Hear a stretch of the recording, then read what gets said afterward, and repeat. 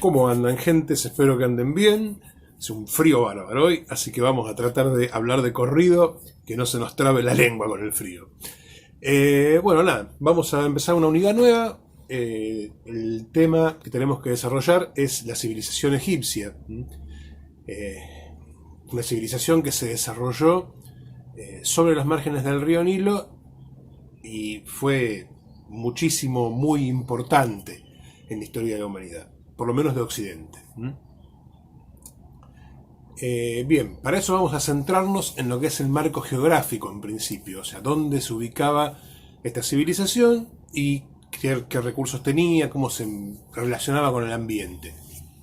La civilización egipcia nace en África, ¿sí?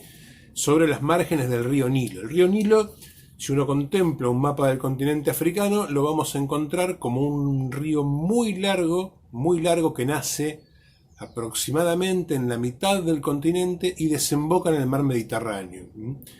Si uno lo sigue hacia el norte, va a ver que al final el Nilo se abre una especie de abanico, un delta.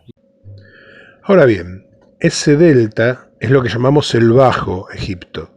Bajo porque se encuentra, si bien está al norte, es el lugar hacia donde las aguas del río fluyen, ¿no? Entonces los egipcios suponían que aquello que se encontraba más al sur, lógicamente estaba más alto. Entonces las tierras, las ciudades que dominaban el sector sur de la cuenca del Nilo se llamaron Alto Egipto, mientras que las que dominaban el sector del Mediterráneo, el delta del Nilo, se llamó Bajo Egipto. Ahora bien, es interesante porque al Nilo le ocurrían dos veces al año. Ese fenómeno es una inundación. El Nilo se inunda y desborda 2 veces en el año. Ahora piensen ustedes en la cantidad de detritos, de residuos, ¿no? De sedimentos que arrastra el cauce de agua, con la violencia de esa crecida, ¿no? Recuerden, el Nilo nacía en el lago Victoria, que a su vez es alimentado por otros ríos, y esto en la época de los monzones. África es un continente con una estación húmeda. El centro de África tiene estación seca y estación húmeda. La época de los monzones, la época de las lluvias, llueve muchísimo, y todo ese sedimento que se había acumulado durante la estación seca es arrastrado hacia el sur y se deposita sobre las márgenes del río. Es en ese barro, en ese sedimento, en esas márgenes donde los egipcios practicaban la agricultura. La agricultura, la cría de ganado eventualmente. Y esto era el éxito de su civilización. Si bien el lugar era un lugar bastante complejo para vivir, debido a la gran cantidad de plagas que había allí, mosquitos, pulgas, imagínense un pantano húmedo, no era un lugar a priori agradable, ¿no? Sin embargo, la fertilidad de esa cuenca del río en un lugar cuyo clima dominante es árido y desértico, hacían de ese sector, de esas márgenes del río, algo muy aprovechable. Y este fue el éxito de la civilización egipcia, el poder aprovechar esos desbordes del río y beneficiarse del limo que quedaba depositado, del barro que quedaba depositado en las márgenes del río, en la cuenca del río. Bueno, en cuanto a la política, el país estaba gobernado por un faraón que era la representación del dios en la tierra, en el plano de los mortales. En el caso de los egipcios, su dios principal era Amon-Ra, por lo tanto, el faraón representaba a Amón, pero lo representaba en cuerpo, en presencia. No era un delegado del dios, no era un representante del dios, no era un hijo de Dios, ¿sí? Era Dios. Dios estaba en su plano celestial y a la vez tomaba forma humana y caminaba entre los mortales. Y ese era el faraón. Entonces era una figura de gran poder. Ese poder estaba limitado de algún modo por los sacerdotes, los que lo habían designado faraón, ¿no? Entonces allí había una tensión entre los criterios de los sacerdotes y los criterios del faraón. De todas maneras, el control del ejército, la autoridad política, indiscutiblemente correspondían al faraón. se practicaba la endogamia en las casas reales egipcias. ¿Qué es una casa real? La casa real es la familia gobernante. Y recién dije una palabra que quizás no la mencionamos antes, por ahí, porque vinimos muy rápido, que es endogamia. ¿Qué es la endogamia? La endogamia es la búsqueda de parejas sexuales dentro del mismo núcleo. En el caso del faraón, entonces, se practicaba esa búsqueda de parejas sexuales dentro de la familia. Generalmente los matrimonios se acordaban, se realizaban dentro del grupo familiar para mantener el linaje del faraón a salvo de contaminaciones, dirían así ellos. Lo cual es una locura de todas maneras, porque ustedes saben que la endogamia produce en el largo plazo justamente mutaciones, enfermedades, enfermedades congénitas, hereditarias muchas veces. Es el problema que han tenido luego los monarcas europeos, la no renovación de la sangre, el mantener siempre el mismo circuito reproductivo, hace que los errores genéticos comiencen a replicarse. No vamos a dar ahora una clase de genética, como solíamos hacer cuando estábamos en clase, porque sería un embole esto, pero sí tengamos en cuenta esto. Si la naturaleza prevé un mecanismo, todos tenemos errores genéticos en nuestra carga de ADN, en la carga genética que le transmitimos a nuestros hijos. La naturaleza prevé una solución para esto. Si yo busco pareja fuera de mi línea de sangre, fuera de mi línea familiar, existen menos posibilidades de que mi pareja comparta conmigo los mismos errores genéticos.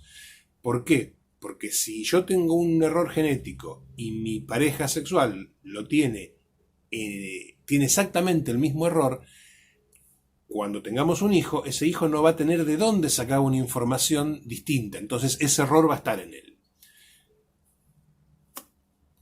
Mutaciones, ¿sí? Enfermedades, hay debilidad en los huesos, ¿sí? Todo lo cual además nos hace entender que ese planteo que luego se va a poner tan de moda en la década de 1930 en Alemania, el de la raza superior y que hay razas mejores que otras, todo esto es una gansada realmente, porque la única herramienta que presenta la naturaleza para evitar justamente la replicación de errores genéticos es la mezcla de sangres.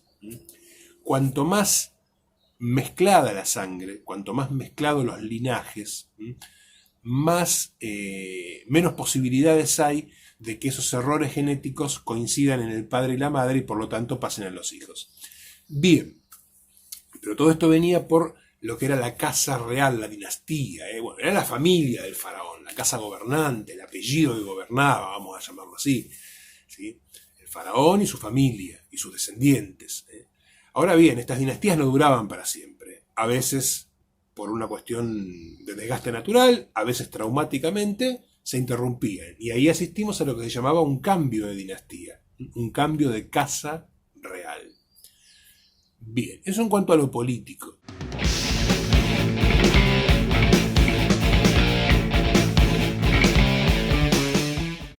Bueno, ¿qué podemos decir con respecto a la cultura del país del Nilo? Bueno, la impronta más importante que nos llega de ello es la arquitectura.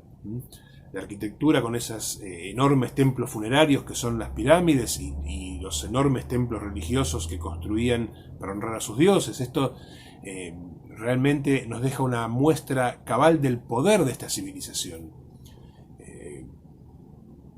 Cuando uno ve lo colosal, lo monumental de la obra, no se da cuenta de las capacidades tecnológicas y las capacidades arquitectónicas de esta civilización. Y para eso había que conocer matemática, resistencia de los materiales, uso de palancas y sistemas de rodamiento.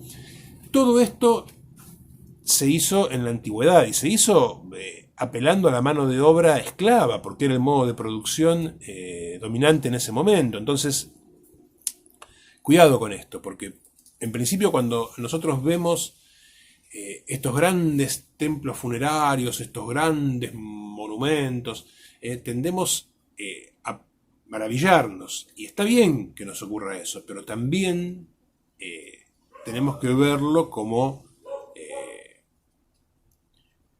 una gran muestra de injusticia, ¿no? No juzgamos al mundo antiguo porque como seres contemporáneos no nos corresponde el juzgar, pero sí no perder de vista el altísimo costo de vidas humanas que representa la erección de esos monumentos.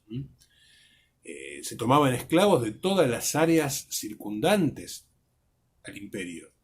Se hacían expediciones de conquista solo para nutrir la maquinaria arquitectónica de esclavos. El esclavo vivía con una dieta de agua y cebolla prácticamente, o sea, una vida muy dura. En 4 o 5 años se moría un esclavo.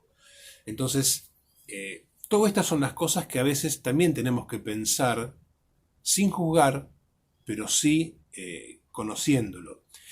Y sobre todo lo que no tenemos que hacer, y yo acá este es el momento donde la gente se enoja en mis clases, no tenemos que creer que los hombrecitos verdes hicieron estos templos, estas maravillas. ¿Por qué? Porque es un pensamiento muy racista. Yo les voy a contar cómo funciona esto. Porque está de moda, ¿vieron? Uno prende la tele y dice, voy a mirar algo de historia, pone History Channel, y de pronto tenemos invasión de aliens, fantasmas y cazadores de yetis. Yo no sé qué hay de historia ahí, pero bueno, capaz que en algún momento pasaban algo de historia. Lo cierto es que detrás de estos programas tan divertidos, que uno los puede ver para divertirse, yo los miro a veces porque son muy divertidos, realmente están muy bien hechos, pero no tenemos que perder de vista que hay una intención de apropiamiento, ¿sí?, de los logros culturales de una civilización. ¿Cómo funciona esto? Si yo digo que, por ejemplo, los templos funerarios egipcios, o las pirámides, o la esfinge, la construyeron los extraterrestres, los marcianos, los habitantes de otra dimensión, lo que estoy diciendo es, en última instancia, estos negros africanos no pueden nunca haber construido algo tan maravilloso como esto, porque son negros. Si yo digo que los templos incas, las pirámides aztecas, Machu Picchu, Pucará de Tilcara, lo construyeron civilizaciones avanzadas, lo que estoy diciendo es, estos indios rasposos que tenemos acá eran incapaces de construir algo tan elaborado, y tiene que haber sido una civilización muy superior, seguramente además inteligente y rubia, porque vieron cómo es esto, ¿no? Entonces tenemos que tener cuidado con esto, ¿sí? Cuando escuchamos a opinólogos y gente con currículums cuestionables, hablar de la incidencia de la inteligencia extraterrestre en la construcción y erección de grandes monumentos, lo que tenemos que pensar ahí en realidad es que es un atropello bastante injusto, ¿sí? Porque eso es patrimonio de una civilización, y muchas veces, para peor, es patrimonio de una civilización que fue destruida. Otra vez, miramos a la historia no en plan de jueces, no juzgamos, ¿sí?, pero tampoco perdemos la memoria, ni la capacidad de hacer un análisis crítico. Los templos aztecas, los templos de Teotihuacán, los templos mayas, ¿sí?, esas grandes obras son mérito de la gente que vivió ahí. Las líneas de Nazca son mérito de los Nazca. Machu Picchu es mérito de los incas, las pirámides son mérito de los egipcios, y la muralla china es mérito de los chinos. Y no tenemos que caer, más allá de que uno se pueda divertir y pueda pasarla bien y hacer mil especulaciones al respecto de lo maravilloso que sería que todo esto esté realmente conducido por una civilización superior que en algún momento va a llegar a rescatarnos a todos de nuestra miseria, no tenemos que ser cómplices de esa expoliación, de ese robo. Yo me puedo divertir muchísimo con alienígenas ancestrales y Giorgio con sus pelos parados, me encanta, pero siempre que entendamos que estamos asistiendo a un show que es divertido. Y así como nos gusta ver Avengers o alguna otra película, también nos gusta ver alienígenas ancestrales. Llevar eso un paso más allá no solo es peligroso intelectualmente, sino que es injusto. ¿Mm? Es peligroso porque me empieza a convertir en una persona poco inteligente. Y es injusto porque le estoy quitando mérito a una civilización que encima fue aniquilada. ¿Mm? Entonces, eso me parece que es lo más importante a tener en cuenta cuando vemos el enorme desarrollo cultural de civilizaciones como la egipcia. ¿Mm? No escamotearles eso. Eso es lo más importante, creería yo.